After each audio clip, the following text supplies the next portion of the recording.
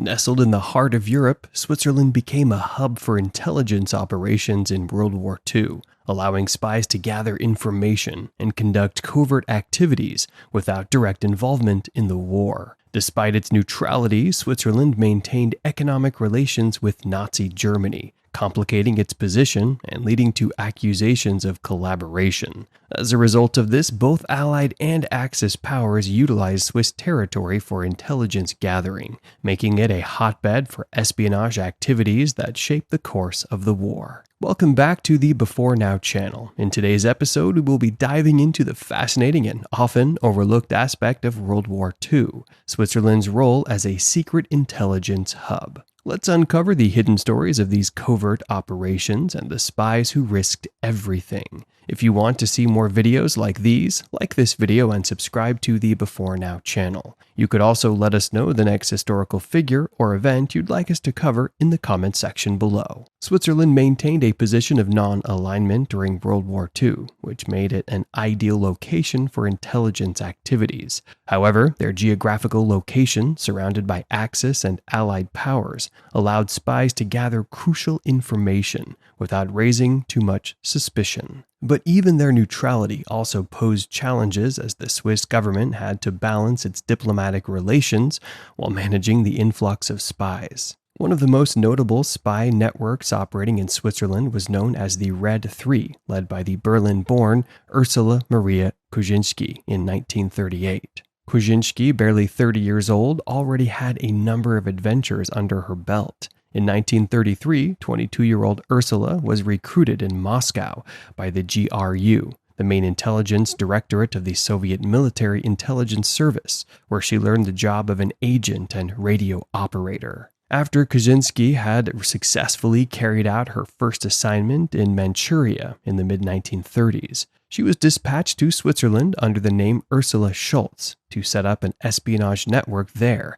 and recruit resistance groups for deployment in Germany. Her cover address was a chalet in Caux above Montreux. From 1940 onwards, she transmitted the first radio messages using a powerful shortwave transmitter. Her codename was Sonia. One of her first agents was Englishman Alexander Foote, an ex-Spanish Civil War fighter, whom she trained as a pianist. This is what the radio operators called themselves in their own jargon, just like the virtuoso performers on the piano. They too had their individual rhythm, which the recipients of their Morse code signals were able to clearly identify. Early in 1940, she succeeded in establishing the first stable connection with Moscow. She then left Switzerland and became one of the most successful agents in the service of the Soviet Union. Her successor in what became the famous Red Three radio triangle on Lake Geneva was the pianist Alexander Foote, codenamed Jim, who transmitted messages for the Rado, codenamed Dora, group.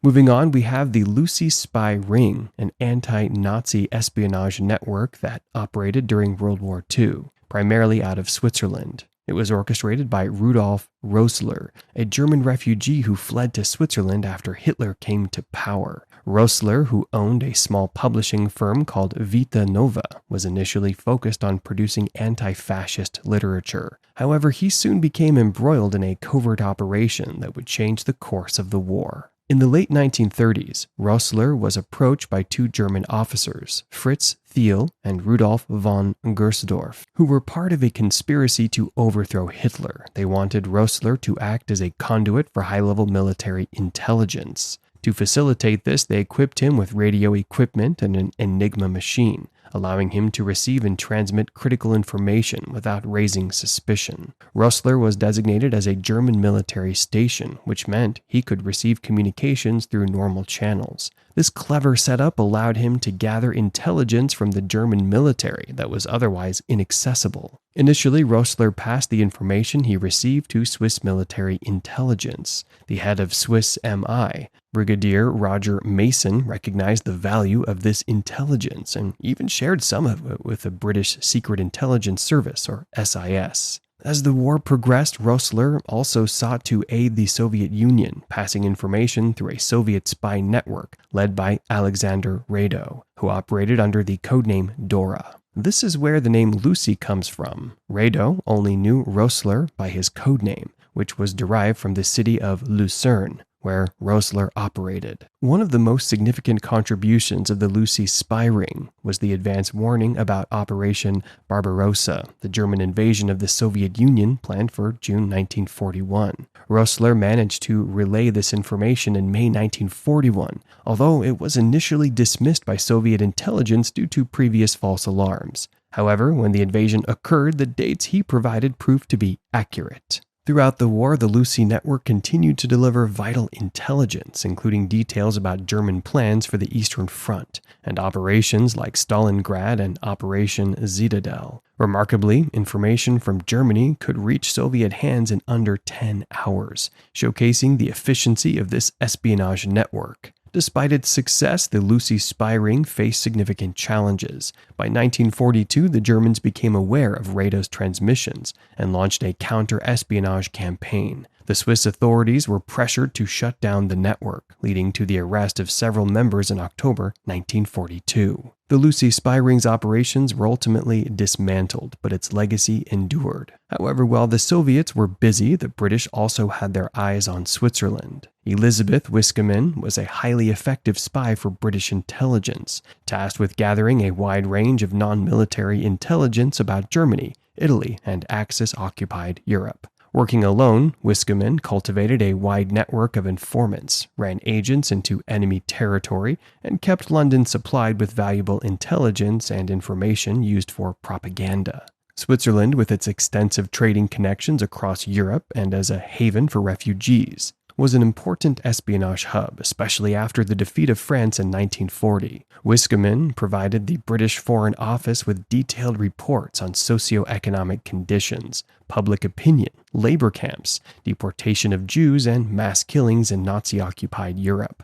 She collaborated with American intelligence officer Allen Dulles, who later became the head of the CIA. There is evidence that Wiskaman's reports were among the first official accounts of the mass killings at Auschwitz and may have helped stop the deportation of Hungarian Jews to the concentration camp. What would you do if you were accused of being a spy during the Nazi era? Well, Jacob Leonhard played a controversial and complex role in Switzerland during World War II, primarily as a double agent. Initially, he was a Swiss citizen who had been barred from military service due to his past involvement in the Spanish Civil War, where he fought for anti-fascist forces. This background shaped his later actions during the war, as he sought to prove his loyalty to Switzerland despite his earlier disillusionment. Consequently, in 1941, Leonhard was approached by a former acquaintance who had become a staunch Nazi and was looking to recruit agents for Germany's spy network in Switzerland.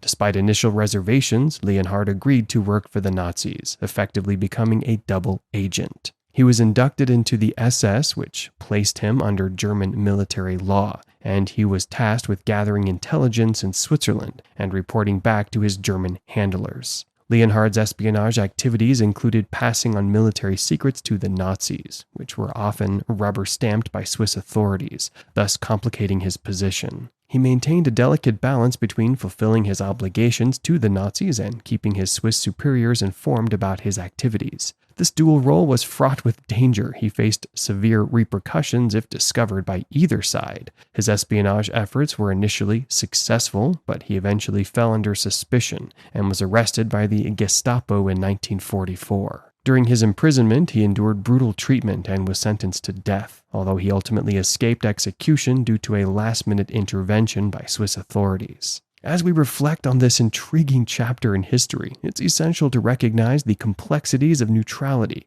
and the delicate balance of power in wartime. Switzerland's covert operations during World War II reveal a hidden side of this neutral nation. From the Red Three's daring espionage to British intelligence efforts, the country was a melting pot of spies and secrets. Today, the legacy of these spies remains largely untold. The intelligence gathered in Switzerland not only influenced the war, but also shaped post-war Europe. Switzerland's intelligence community has evolved, but the lessons learned during World War II about the importance of information and secrecy continue to resonate. Thank you for joining us on this journey through Switzerland's secret intelligence history during World War II.